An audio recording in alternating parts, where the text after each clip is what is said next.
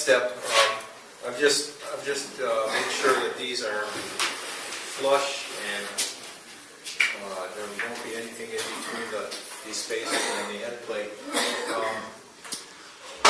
We don't have a precise engineering drawing yet to be able to lay out the holes in the end plates. So we're just going to kind of do it by eyeball here. And if I can get somebody to help me lift this and just scoot these wood blocks out of here. Slide the end plate over towards the middle a little more.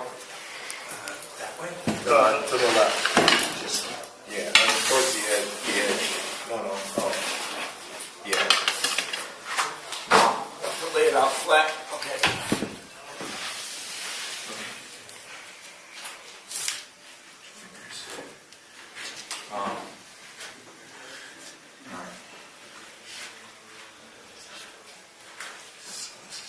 Start primary. To spin it around. Yeah, we have to spin it around. These should lift it so we don't scratch it. Put some layout marks on there. Yeah. Okay.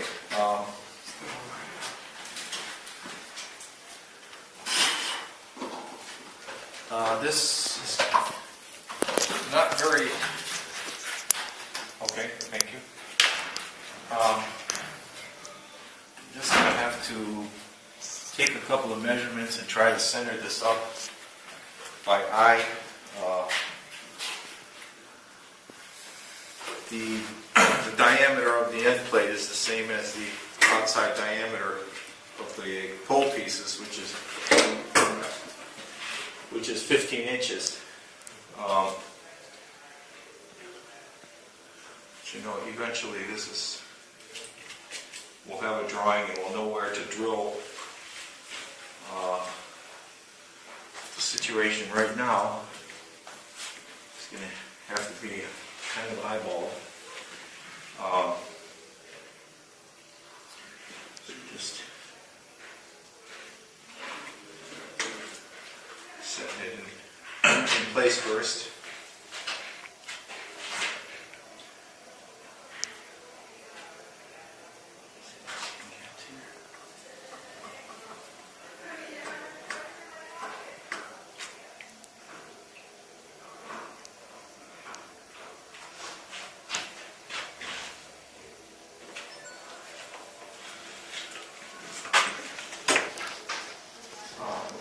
When we get it fairly well centered, then we'll drill the end plates, and we can drill both at the same time so that we know they're aligned. Excuse me, Manny? Yes. Okay. And it's on here too. Do you need to put it on your computer, or is that good? I have it on my computer. Okay. Yeah. That belongs to Johannes. Okay. Yeah, here's the circuit that we wanted to look at for a possible constant load and frequency converter. I'll take a look at that, and it's also on here.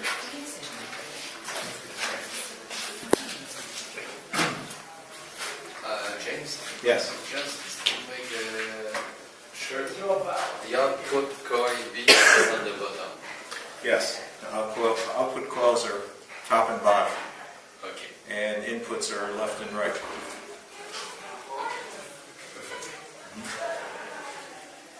It's just a convenient way to set it up,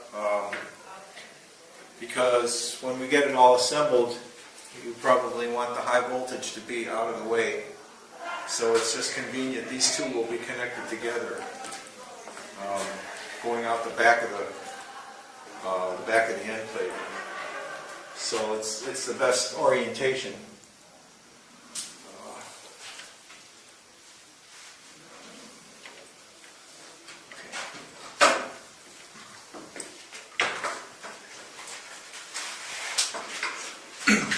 So depending on how accurate this layout is right here, that will determine how much work will be involved in setting up the rotor so it doesn't hit the stator. The two that I've built so far, we had to actually slot the holes slightly for the bearings so that we could locate, both bearings have to be adjustable so you can place the rotor so it doesn't hit, so it's centered in the bore. Of course, if this layout was perfect, then that layout would be perfect. But anyway, what we're going to try to do here is just use the bolts themselves to mark the holes. I thought that would be most accurate. This end plate material is a little different than what we used on my prototype.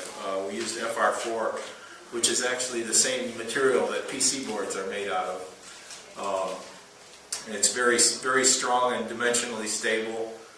And so is this. This is the linen type. There are several types of phenolic, this material. This one is a little bit lighter, but it's very good. Just strong enough, and it's machinable and dimensionally stable. So this is fine. We should be able to mark it just by tapping on the bolts. So we're going to try that, and just checking to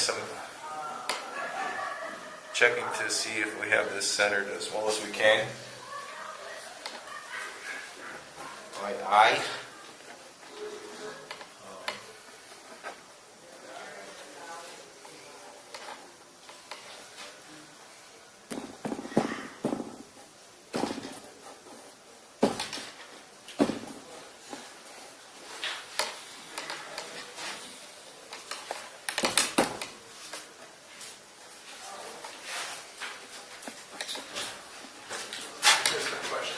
I feel like we're in the movies. Yes. The energy is completely weird. Yes, any questions? Really, if I may say anything, I'm just trying to record. Yeah, we don't want too much dead air time there. Will those bolts slide free? Will they come right out? Yeah, Is there any way we could put a little bit of ink or something on the bottom to use to... it may not be necessary. We can do that. Yeah, we can do that if we have to, yes. I was thinking about that. But I think this material, we can just mark right on the material. The bolts, they have like a cup at the end of each bolt. So it may just make a circle there, I'm hoping. Make a nice circle. I'm hoping. This is not a precision operation at this point. It will be eventually when we have good drawings, and for the time being, we'll just do the best we can. I think that's pretty good.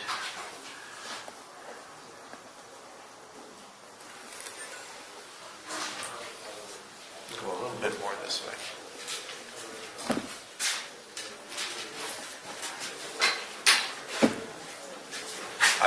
I'm taking a lot of care here because it will save time when we mount the bearings. The more accurate this is, the less we'll have to play around with the bearings.